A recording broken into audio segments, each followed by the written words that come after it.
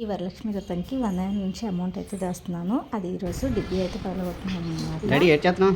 డిబ్బీ పగల గగన్ ఎలాగా కొట్టు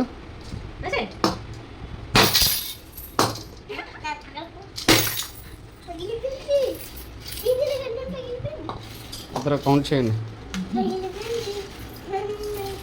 వరలక్ష్మి వ్రతం వచ్చేస్తుంది కదండి, అందుకని రుబ్బుకుందామని ఇంకా డిబ్బీలు అయితే పాల్గొట్టేసాము. 100 నుంచి అయితే వేస్తున్నాం అనమాట. ఇందులో నాన్న బాబు డబ్బులే ఎక్కువ ఉన్నాయి. వాడికి అలా అమ్మమ్మ వాళ్ళు ఏదైనా కొనుక్కోమని ఇచ్చిన డబ్బులే మేము డిబ్బీలో వేయించేసామన్నమాట.